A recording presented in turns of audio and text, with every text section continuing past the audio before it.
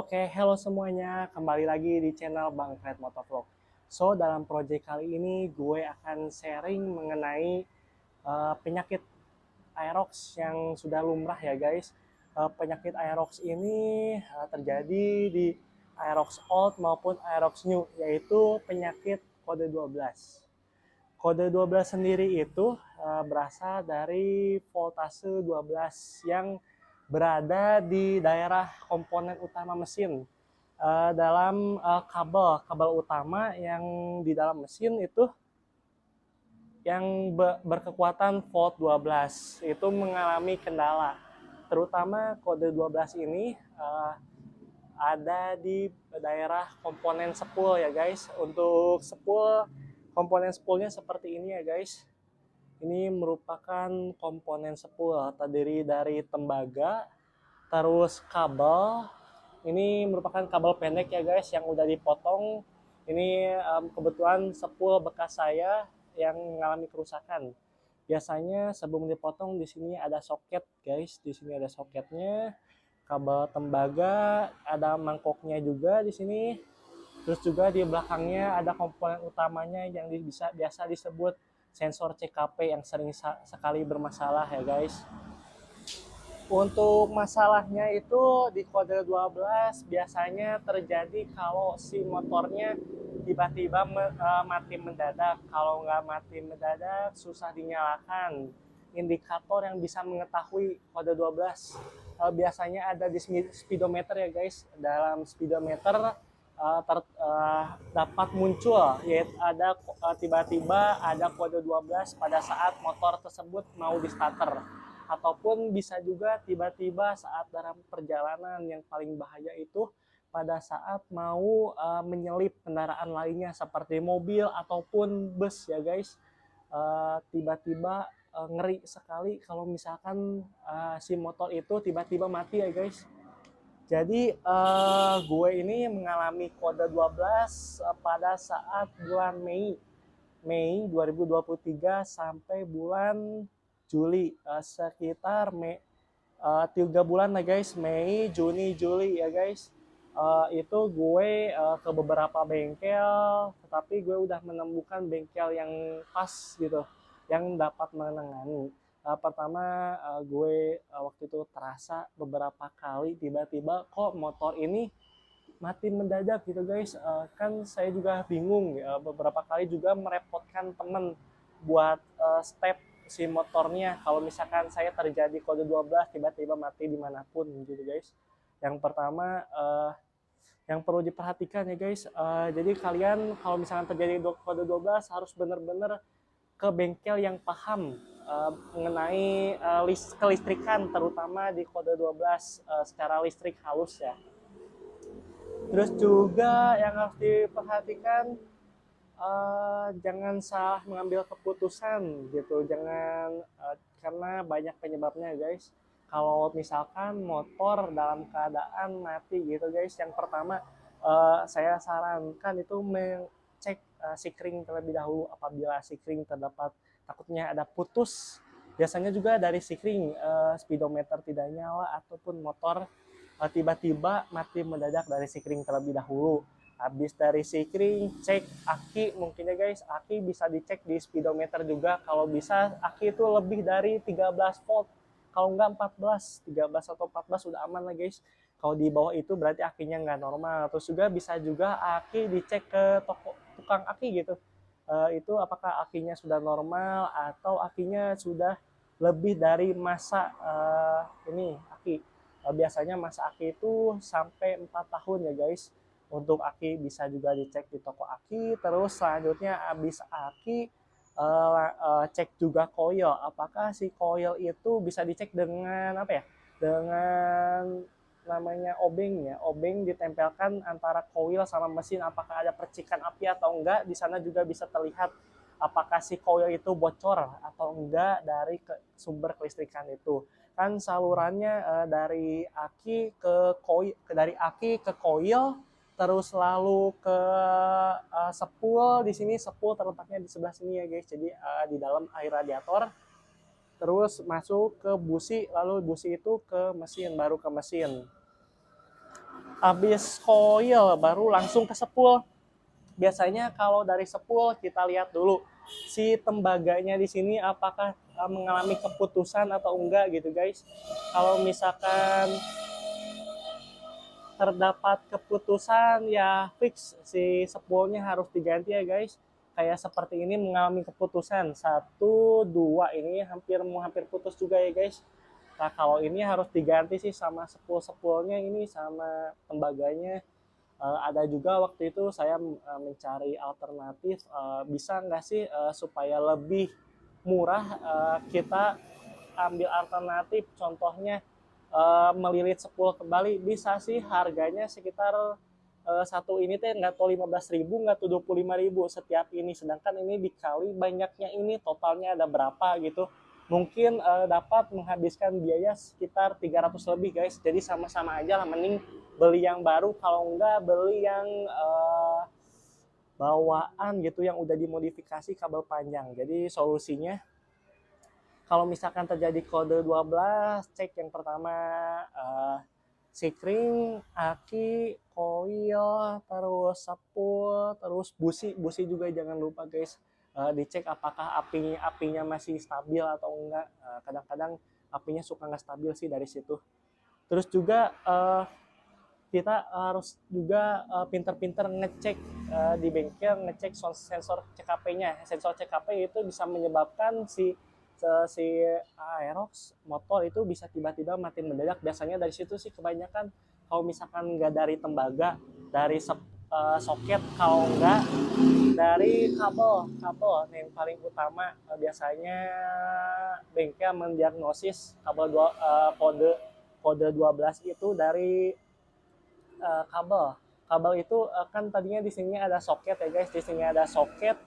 Nah, si soket itu gampang sekali terbakar kalau misalkan terjadi kode 12. Nah, untuk penyebab kode 12 itu sendiri itu biasa yang saya alami pengalaman sendiri gitu saya mengubah kelistrikan terutama dalam hal perlampuan. Perlampuan saya menggunakan sen yang T10 atau T15 itu yang sen yang beli di di Shopee itu yang T10 atau T15 yang namanya sen Dajjal yang lagi viral itu. Jadi emang sen itu benar-benar terang gitu guys.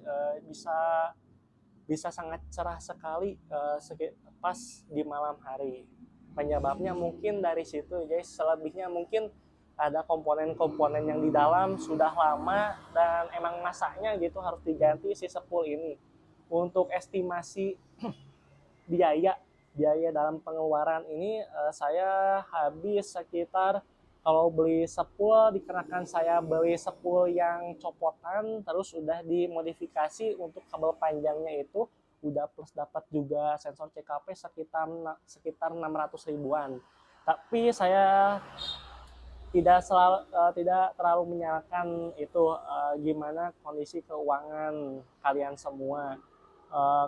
Bagusnya sih kalian beli aja sepul yang baru gitu guys tapi pakai sepul Lexi yang Lexi 125 itu udah komponennya kabel panjang ya guys udah PNP juga ke Aerox jadi sekitar ya terutama PNP ke Aerox All harganya itu sekitar 900.000 lah guys mending keluar mahal tapi motor jadi bisa berfungsi baik lagi gitu guys. Nah mungkin dari spool ini perlu diganti juga terus juga komponen utamanya yang biasa rusak itu di soketnya di sini ada biasanya suka di sebelah sini jadinya kalau misalkan masih spool original mah soketnya ada di sebelah sini dengan spool kabel pendek kalau misalkan yang sudah dimodifikasi dari kita memakai spool Lexi itu sudah kabel panjang jadi antara spool si kabelnya langsung ke SGCU yang sebelah sini jadi SGCU itu semacam ecunya Aerox itu. Terus juga kita harus memperhatikan kabel bodi yang di dalam Aerox apakah terdapat putus atau enggaknya gitu guys. Saya juga akan men-share ke kalian mungkin perawatan Aerox juga sama penyakit-penyakit lainnya. Untuk perawatan Aerox ya lebih bagus setiap minggunya dicuci agar si mesinnya itu bisa bersih gitu. Kalau misalkan terdapat debu atau kotoran bisa menghambat mesin itu sendiri, bisa juga gampang rusak dan gampang karatan. Untuk perawatannya dicuci, terus juga ganti oli setiap 2000 sampai 2500 km ya guys. Kalau tidak berpatokan itu bisa juga sebulan sekali, kalau enggak 2 bulan sekali. Bagus juga sebulan sekali, apalagi kalau misalkan mesinnya sudah dirubah. Kalau misalkan mesinnya sudah dirubah harus 2 minggu sekali, kalau enggak sebulan sekali untuk dalam penggantian oli gitu. Terus juga yang kekhawatiran pengguna Aerox juga pastinya bensinnya sangat boros. Walaupun bensinnya sangat boros, tetapi Aerox ya sebanding, soalnya ini 155 cc gitu guys. Jadi bensinnya boros, tetapi kita juga perlu ingat misalkan setiap bulannya itu kita coba masukkan dengan Pertamax supaya membersihkan saluran pembuangan dari Aerox ini sendiri gitu. Jadi harus dibersihkan, jangan lupa ya guys. Jadi mesin-mesin dalamnya kalau dengan Pertamax, jadi si apa ya namanya itu, endapan-endapan bakal terbuang dengan sendirinya kalau misalnya Pertamax. Terus dengan oli ganti terus setiap 2 bulan atau sekitar 2000 sampai 2500 untuk mesin yang normal. Terus juga biasanya itu ketakutannya ada di sunburn. Sunburn itu uh, masalah di speedometer sebelah sini ya guys. Masalah di speedometer itu akibat dari sinar matahari. Jadi kalau misalkan nyimpen motor Aerox di panasnya terik matahari, sebaiknya si speedometernya ditutup oleh kanebo, kalau enggak kain apapun, supaya enggak langsung kena speedometer tersebut. Takutnya kalau udah sunburn itu si speedometer nggak akan kelihatan guys, jadi kayak ngeblank, kayak apa ya, kayak TV ngeblank ataupun HP ngeblank gitu, kayak bakal dari kecil yang tadinya cuma 1 titik bisa membesar, jadi benar-benar full LCD-nya kena gitu si speedometernya. Lalu ada juga penyakit dari switch. Switch itu dari ini sih, biasanya dari master rem, dari sistem kereman gitu. Di sini tuh ada sistem kayak apa ya, buat starter gituan, jadi agak susah gitu kalau tiba-tiba nge-starter gara-gara switchnya kena gitu. Switch rem gitu, switch kanan sama switch kiri juga berpengaruh, jadinya agak sulit gitu, agak sulit untuk buat ngerem. Terus juga ada switch di standar gitu guys. Standar ada di sebelah kiri. Standar itu kan misalkan kalau misalkan ingin dipanasin si motor, harusnya masih standarnya dinaikin dulu terus di standar 2. Tetapi ini kalau misalkan switchnya udah kena, jadi otomatis itu udah nggak jalan gitu guys. Kadang agak sulit gitu. Misalkan standar dikatasin ternyata susah di starter. Nah, itu juga penyebabnya antara dari switch atau dari standar switch gitu ya, harus diperhatikan juga.